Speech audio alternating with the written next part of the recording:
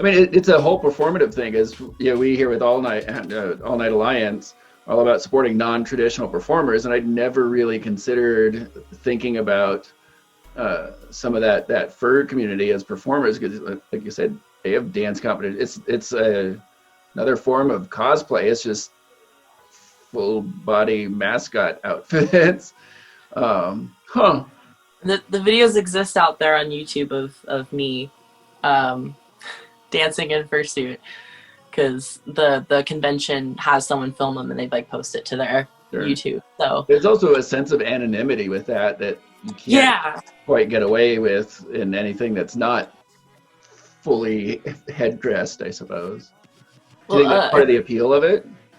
Yes, absolutely. A huge part of a huge majority of the furry community is autistic. So so that anonymity allows people to like act in ways that they normally wouldn't socially feel comfortable, at these. It lets them sort of be themselves without like people knowing, like, it's just kind of, it's just it's a mask, and it lets you sort of like, express things that you wouldn't necessarily feel comfortable without it.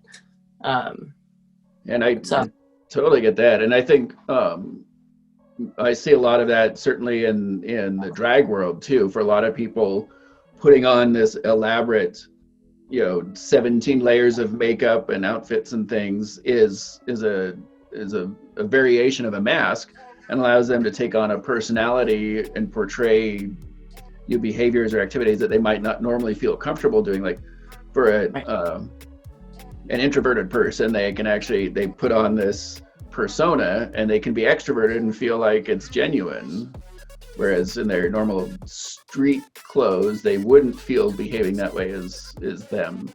So what got you started doing drag once you took the fursuit off? Yeah, in 2018 was the first time I ever danced on a stage that my face wasn't covered. It was very strange, and I did 303, Don't Trust Me, and just like hip thrusting on stage, and like I used my tie and like ran it, like like, and like just kind of like letting loose and just being like, oh yeah, I like this is good, this is fun. So what led you into doing drag? So I lived in Kansas for, I'm sorry. Yeah.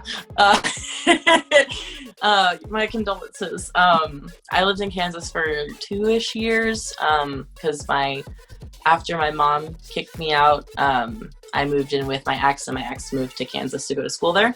Yeah.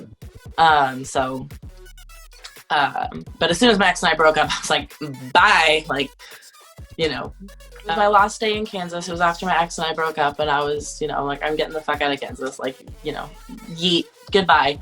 And we had been organizing a drag show, and I've had a very sour opinion of drag, because the only drag I'd been really exposed to was RuPaul, and I saw, drag queens as this over characterized exaggeration and stereotypes of a woman, and like, getting clout for it, when trans women were being killed for just being who they were.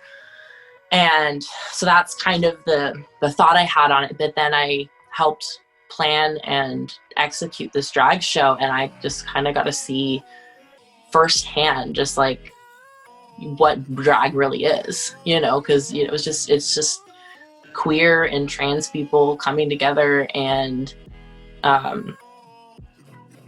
just expressing their art. And it was beautiful, and it was the first time I'd ever been exposed to a king. Like, I didn't know being a drag king was a thing, and I met them and I was just like enamored. I was just like, and I remember my friend Simone was like, hey, you should do it. And I was like, what? No, I can't do that. Like, and then when I moved back here, I started dating my wife, and she introduced me to her college's GSA, And then they threw their annual drag show, and I went to that. And then the next year I was like, we're doing it, you know, like that's what I'm going to do. It sort of merged that desire I have to perform and just like want attention. And then also just like my queerness, like, and then just like my desire to do art and express that. Just sort of it came together, and now here we are. So.